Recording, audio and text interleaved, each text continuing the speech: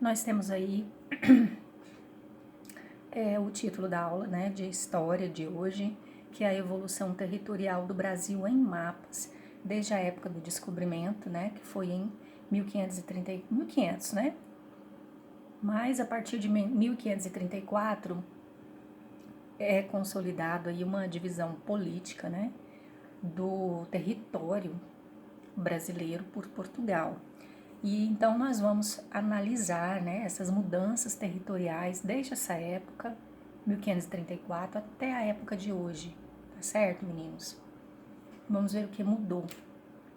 Nós temos aí, olha, um mapa, né, um mapa mundi, com as suas divisões políticas, né, com as divisões territoriais atuais. Quando nós falamos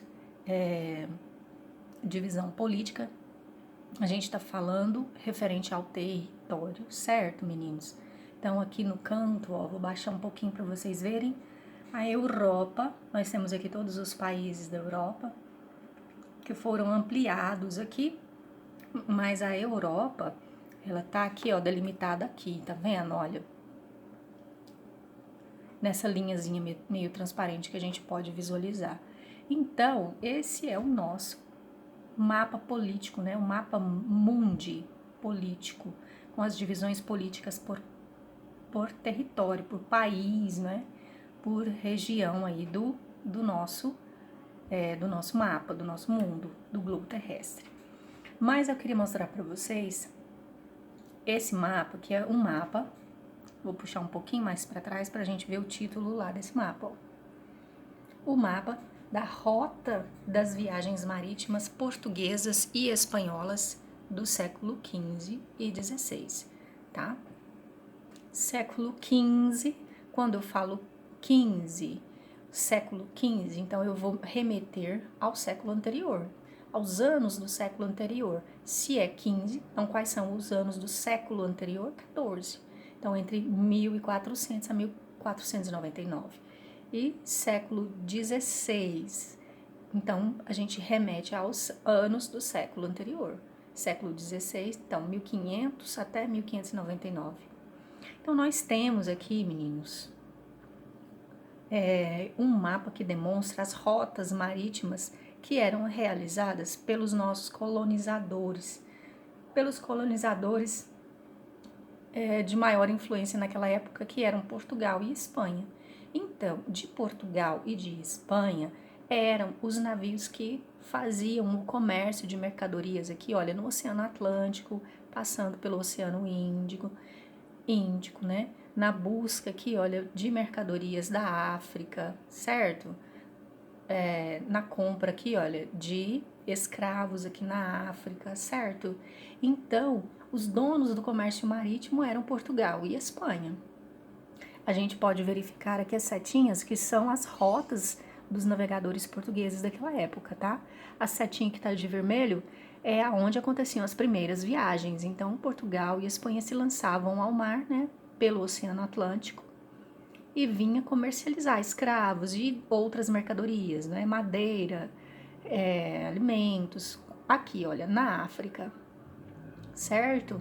Então, a gente tem aqui também, olha, essa setinha na cor mostarda, que eram rotas realizadas por Vasco da Gama. O Vasco da Gama desceu mais ao oeste, né, no Oceano Atlântico, quase chegando aqui na América do Sul, e conseguiu fazer a volta aqui, né, na Península Africana e chegar nas Índias, tá? Vamos voltar aqui no mapa e ver que esse lugar aqui, olha, é a Índia, né, ó. Então, eles saíam daqui de Portugal e de Espanha, desciam, atravessavam, faziam todo o comércio, descendo pelo Atlântico, Oceano Atlântico, e conseguiram chegar aqui às Índias. Tanto que, vamos passar para frente, Pedro Álvares Cabral, essa rota marítima aqui, olha, de amarelo, nós podemos ver que foi a rota que Pedro Álvares Cabral utilizou, né? E que ele justifica que para chegar nas Índias, né, para comercializar os produtos da Índia, os temperos, os tecidos, né? Ele sem querer, esbarrou aqui na América do Sul, esbarrou aqui, descobriu o Brasil sem querer. Então ele fez essa rota, na verdade ele queria descobrir as Índias, sem querer descobriu a América do Sul e desembarcou aqui, descobriu o Brasil, certo? Então nós temos também essa rota em verde, que está aqui estampada em verde, foi a rota feita por Cristóvão Colombo. Então nós temos aqui Cristóvão Colombo descobrindo aqui, né, América do Norte, América Central e comercializando mercadorias nesse trecho aqui do Atlântico, certo? Então nós podemos verificar aqui que eram potências na época, né? Tanto Portugal quanto Espanha eram potências que se lançavam ao mar, eram colonizadores. Eles saíam em busca de mercadorias e de novos territórios para colonizar, né? Para levar povoamento, né? E foi o que aconteceu aqui com o nosso país na época, certo, meninos? A gente vê essa rota em azul, foi a primeira rota realizada por Fernão de Magalhães, não é?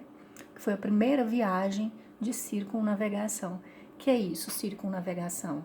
Eles saíram aqui da Espanha, né? Ele saiu da Espanha, de Portugal, e atravessando o Atlântico, fez o contorno aqui da América do Sul e pegou o Oceano Pacífico e deu a volta. Vou pegar aqui um potinho para a gente poder entender. Imagino que isso talvez seja a Terra, né? É uma meio circunferência, mas ele estava aqui e aí ele deu a volta. Ele deu a volta e chegou aqui, olha, fez a primeira, não é? Viagem de circunnavegação. Ele deu a volta no globo, chegando aqui pelas Filipinas e atravessando o Oceano Índico e de volta para Portugal aqui. Então foi importante, né? Foi a primeira navegação de circunnavegação. Então é nesse contexto, meninos, de desbravamento territorial que a gente tem aqui, olha, o descobrimento do nosso país, né? Eles vêm para cá, olha, trazendo, né? Trazidos por essa intenção de descobrir mais comércio, né? Mais mercado para os seus mais mercados, querendo comprar mais escravos, querendo chegar nas Índias, que se dá esse contexto de descobrimento do Brasil, certo? Então, nós temos, então, nesse contexto, que a Espanha e Portugal, na Europa, eram as potências que dominavam, né, todo o comércio marítimo, consequentemente, eram aqueles que desbravavam e descobriam mais territórios. Então, existia um acordo entre Portugal e Espanha. Na hora de descobrir um território, existia um acordo entre Portugal e Espanha, tá? Que acordo que era esse? Se chamava Tratado de Tordesilhas. Ó, Tratado de Tordesilhas, veja.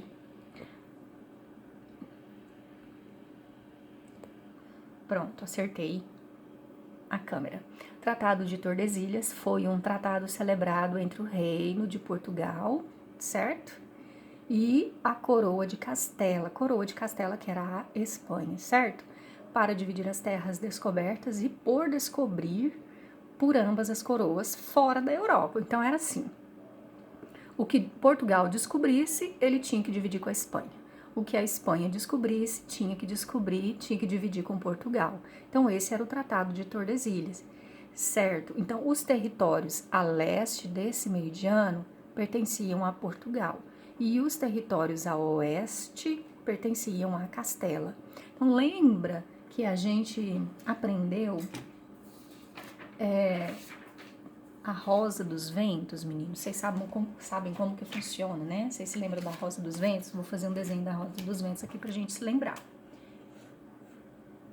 Já estou mostrando pra você. Olha, então nós temos aqui, a tia fez aqui fez num rascunho pra gente poder lembrar, ó. Então, nós temos norte, sul, leste, oeste, certo? Então, perceba aqui que o Tratado de Tordesilhas dizia o quê? Que os territórios a leste desse meridiano, veja, este meridiano que era o Tratado de Tordesilhas, tá? Essa linha que se chamava Tratado de Tordesilhas. Então, tudo que estivesse a leste, o que está a leste? Daqui para cá. tá? Então, tudo que estivesse a leste pertencia a quem? Portugal, tá vendo que ele também tá de laranja? Então, tudo que estivesse a leste do Tratado de Tordesilhas, até essa outra linha aqui, ó, que era um outro tratado, tá? Era uma outra linha de um outro tratado, chamava Tratado de Saragoça, tá? Então, tudo que estivesse a leste pertencia a Portugal. E tudo que estivesse a oeste do Tratado de Tordesilhas pertencia a quem? A Espanha. Percebe que também tá lilás? Certo? Então, esse era o Tratado de Tordesilhas. Então, era assim que era o mapa mundi nessa época, tá? Início do século XV, final do século XV, início do século XVI, quando Portugal e Espanha, eles eram donos do comércio marítimo e eram coroas colonizadoras, né? Eram reinos colonizadores. Então, eles saíam pelo mar, descobriam novos territórios e se tornavam colonizadores. Eles levavam a cultura deles, levavam pessoas do seu território para lá para colonizar. Então, tudo que tinha lá na Terra Nova, onde eles descobriam, eles traziam para dentro, traziam para Portugal ou para Espanha, né? Então, a colônia servia para retirar tudo o que tinha de bom na colônia e levar para lá todas as riquezas naturais, né? Que no Brasil tinha muitos, com certeza, na época. Então, era assim que acontecia. Então, vamos passar para frente para a gente poder compreender melhor, então, a questão, né, da divisão territorial do nosso país aqui. Então, no início da colonização, os interesses de Portugal se concentravam no litoral ou próximo dele, uma vez que nele estavam localizados o extrativismo do pau-brasil e o plantio da cana-de-açúcar. A coroa portuguesa precisava defender a região costeira de ataques alheios, porém detinha poucos recursos financeiros e humanos para tal empreendimento. Então, perceba, aqui a gente tem uma divisão, né? Nós temos os limites atuais, porém não era assim na época, tá? Tá desse jeito para você entender onde o Brasil tá.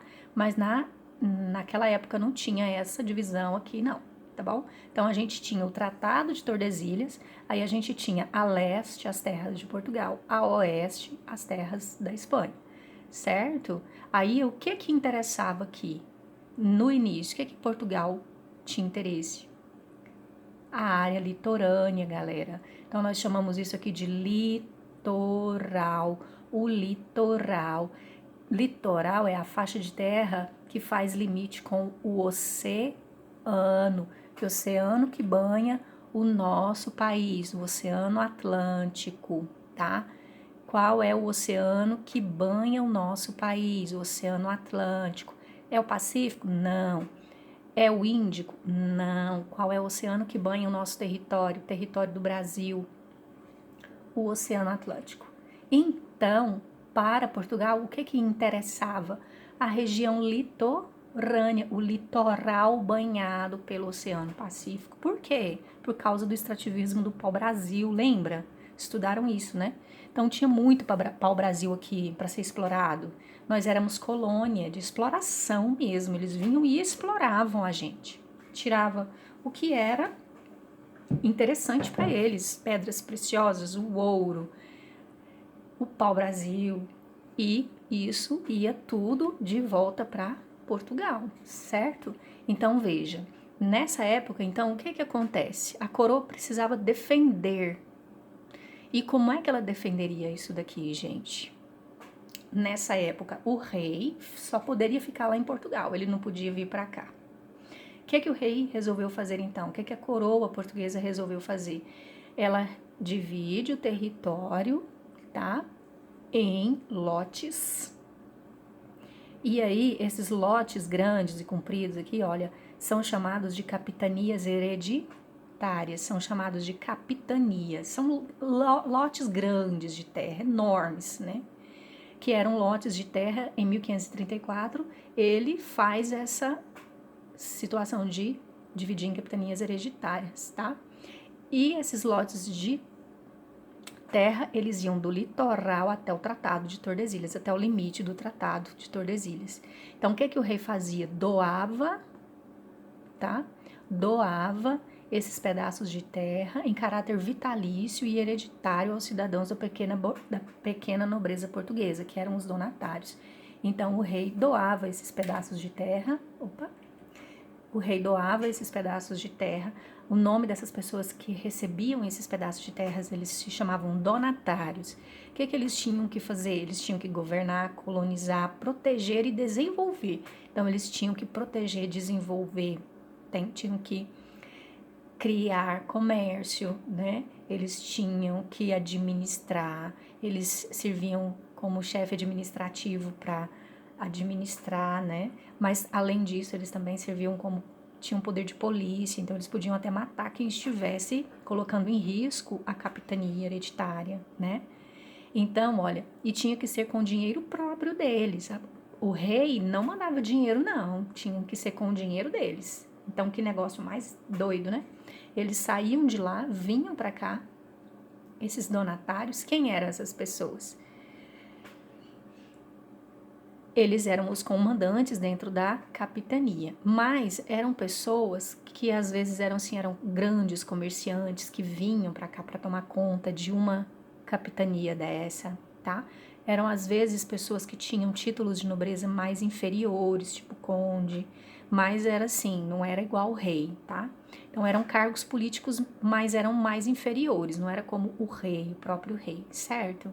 Então, o que acontecia? A coroa portuguesa pretendia ocupar o território brasileiro, tornando esse território uma fonte de lucro, certo? Mas aí o que acontecia, meninos? Lembra que a tia falou que tinha o tráfico, que tinha aqui o comércio de escravos? Portugal não trazia os escravos para cá, não é? Comprava os escravos da África, trazia os escravos para cá. Então, com o passar do tempo, gente, foram acontecendo expedições. O que são expedições? São viagens expedicionárias. Viagens expedicionárias são viagens organizadas para conhecer o território, tá? Então, algumas das pessoas que viviam aqui na região de São Paulo, aqui tá vendo? A vila de São Paulo ficava na capitania de Santo Amaro. Então era daqui, da Vila de Santos, dessas vilas aqui ao sudeste, né? Aqui no sudeste, saíram as primeiras expedições. Para quê? Essas primeiras expedições, elas saíam para buscar, gente, aqueles negros que fugiam, tá? Que entravam aqui, olha, para a região aqui, ó, que pertencia à Espanha. Então eles fugiam para cá. E aí essas pessoas saíam aqui, olha, da região deles, de São Paulo. Tinha também, né, essas expedições aqui do litoral para dentro.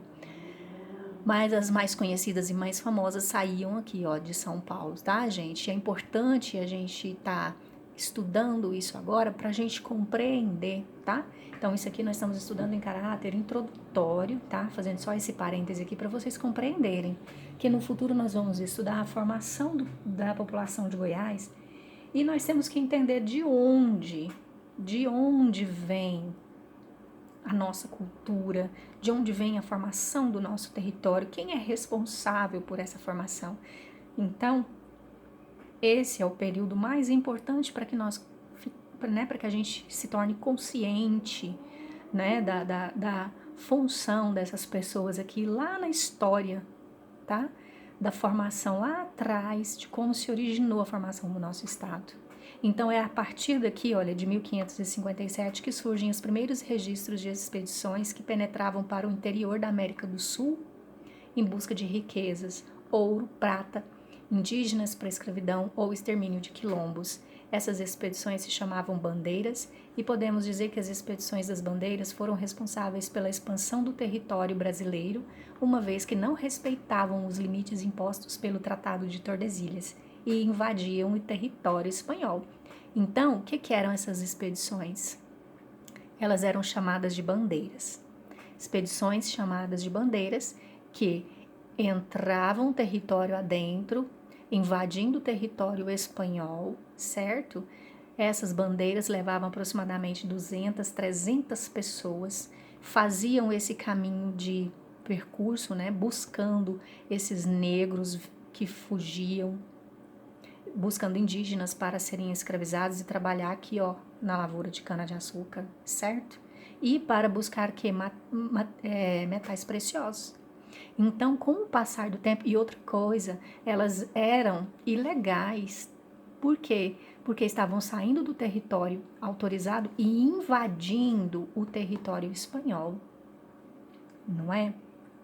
Então, o que eles foram fazendo? Eles foram invadindo o território espanhol. Então, por esse motivo, olha, eles não eram patrocinados pela coroa portuguesa e seus custos eram financiados por empreendedores particulares. Então, era gente que tinha dinheiro, que queria descobrir, desbravar, não é? Conseguir riquezas aqui por conta própria, sem precisar passar para a coroa portuguesa.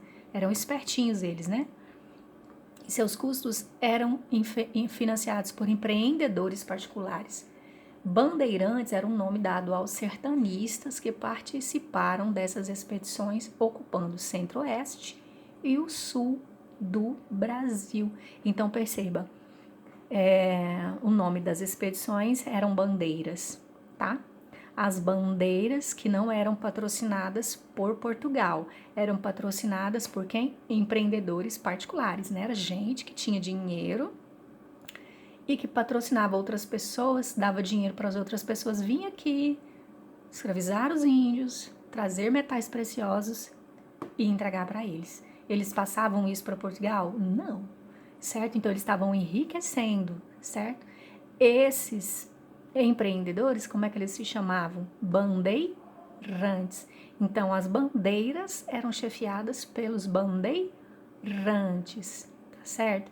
E elas tinham esse caráter, né, expedicionário. E o que acabou acontecendo? Né? O que as bandeiras acabaram favorecendo? O povoamento do território brasileiro, certo? Tanto que, foram descobridos ouro em Minas Gerais, Goiás e Mato Grosso, partindo de São Vicente e São Paulo. São Paulo, tá vendo? Que era uma das vilas já na época, que hoje é uma capital muito grande, nós sabemos, e São Vicente, que era uma capitania hereditária também muito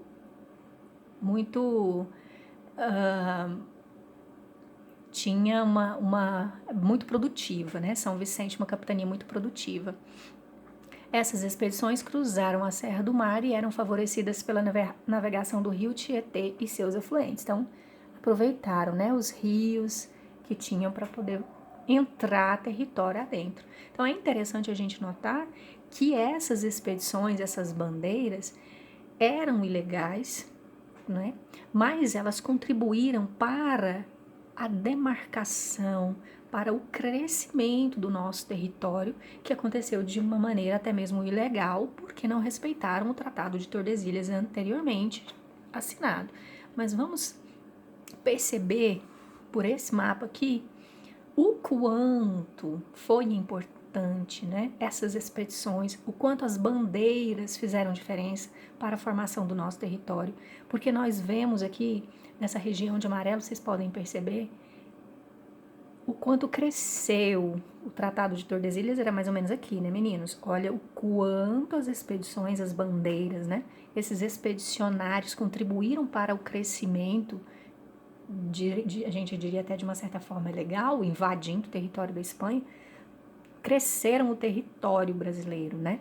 Então a gente percebe, olha, que aqui a capitania, né, a Vila de São Paulo e a capitania, né, de São Vicente, elas empreenderam bandeiras que atravessaram o centro-oeste, né, sudeste, pegaram Minas aqui, olha, então eles subiam aqui por essa região, passando por Minas Gerais, por Goiás, não é?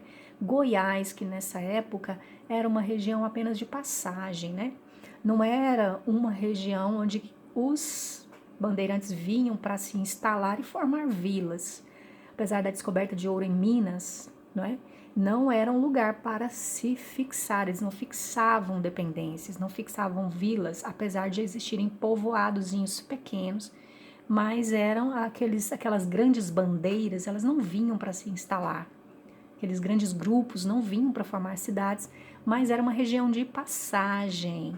Essa informação é importante, porque semana que vem nós vamos aprender, nós vamos conhecer a formação do nosso estado, e aí vocês vão entender, né?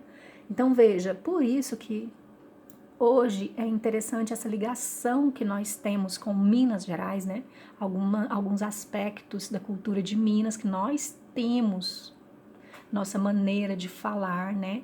Uai. Então, essas linguajares, algumas características mineiras que a gente vê na nossa cultura. Por quê? Por causa disso, né? Porque os bandeirantes vinham bandeirantes e vinham também sertanistas de Minas Gerais, à procura de ouro na nossa região de Goiás, porque foi descoberto ouro também na nossa região, vocês vão ver isso, tá? Então vieram também essas pessoas de Minas, de São Paulo, fazendo todo esse percurso aqui, que foi importante de uma certa maneira para trazer Goiás, depois de muitos anos, deixar aqui algum resquício de civilização para que Goiás fosse o que ele é hoje. Então nós temos esse mapa. Então o que aconteceu, meninos? Nós percebemos que existia, né, essa formação que se deu aqui por causa dessas expedições. Então, para tentar redefinir os limites dessa região, tanto Portugal quanto Espanha, eles vão lá e assinam um novo tratado. Como é que ele chama? Tratado de Madrid, em 750. Por quê? Porque já era evidente que os portugueses já haviam ocupado e desenvolvido atividades econômicas em várias regiões de posses espanhóis. Alegavam que a usurpação de terras era algo mútuo, tomando como exemplo atividades espanholas desenvolvidas em partes da Ásia, que eram regiões, né, estariam fora dos limites estabelecidos pelo Tratado de Tordesilhas. Além do direito de posse, o Tratado de Madrid também usava acidentes geográficos como montanhas e rios, por exemplo, como limites naturais. Então, o que estava acontecendo, meninos? Não eram só os portugueses, as expedições portuguesas que estavam invadindo a Espanha, né? Também a Espanha invadia territórios portugueses. Então já existia isso daí, né? Já existia essa falta de respeito do Tratado de Tordesilhas e de outros tratados também, né? De um não respeitar os limites de um território e do outro. Então o que eles fizeram? Eles deram o direito de posse para quem já estava desenvolvendo atividades econômicas, né, na região da Espanha. Então deram o direito de posse e refizeram essa divisão política que nós vemos, olha, que respeita que os acidentes geográficos. Então, se alguém perguntar para você, mas por que o mapa do Brasil é todo cheio de curvinha, né? Por que ele é todo assim? Aí vocês vão lembrar da tia, a tia Rejane, que explicou para você que quando o tratado de Tordesilhas foi desfeito, foi feito um novo tratado que levava em consideração os acidentes geográficos do nosso país, tá certo, meninos? Aquele é um mapa que ele vai ter também modificações, né, até chegar aqui, ó, 1821. Então, quando o Brasil declara sua independência de Portugal em 7 de setembro de 1822, elas se tornam províncias. E o Brasil deixa de ser colônia e se torna um império. Então, veja, o Brasil em 1822, aqui está esse mapa de um ano antes, certo? Então, a gente tem aqui, olha, o Brasil ainda, né? Não tem todo o território como é o atual. A gente tem aqui um pedacinho que é a Cisplatina, a tia vai explicar daqui a pouquinho. Então, quando o Brasil declara independência e fala assim, não, agora acabou, a gente não é mais colônia, nós somos um império, nós temos um rei próprio, certo? Então, agora a gente vai ser livre. Então, nós vamos ser um reinado, que vai de 1822 até 1889. Então, perceba que durante o Império, Goiás perde algum pedaço de seu território, não é? Aqui, olha, a gente perde a Cisplatina, né? Numa guerra para a Argentina, a gente perde a Cisplatina e futuramente essa Cisplatina, ela se torna o Uruguai, tá certo, meus amores? Então, no período imperial, certo? No período do Império, Brasil Império, nós temos aí essas modificações que nós estamos vendo no mapa. Quando chega no final do Império, 15 de novembro de 1889, final do Império, né? Então a gente deixa de ser um reinado e a gente se transforma numa república, República Federativa do Brasil. Então nós vamos passar agora, olha, por algumas outras modificações em alguns anos específicos. Então veja, 1941 a gente já tem a Amazônia com um território já mais vasto, certo? A gente vê Santa Catarina já agregando aqui um território maior. Goiás ainda é anexado aqui ao Tocantins, e isso só vai ser desfeito depois de 1969. Percebam que aqui, gente, depois de 1969, a gente já vê que, olha, que região que é essa? Brasília, já destacada aqui no mapa, certo, meus amores? E então, finalmente, Goiás, olha, a partir de 1988, que é a época em que é promulgada a nossa Constituição, certo, meninos? Promulgada a nossa Constituição, em que nós temos a definição final, olha aí, do nosso território, tá? Então, nós chegamos de 1988 para frente, é essa divisão atual que nós temos do nosso território. Então, nós acabamos de ver aí um pouquinho da história das divisões do nosso território brasileiro, que são importantes para que a gente compreenda como se deu a formação populacional do nosso estado de Goiás, que é conteúdo que nós vamos ver na semana que vem. Tá certo?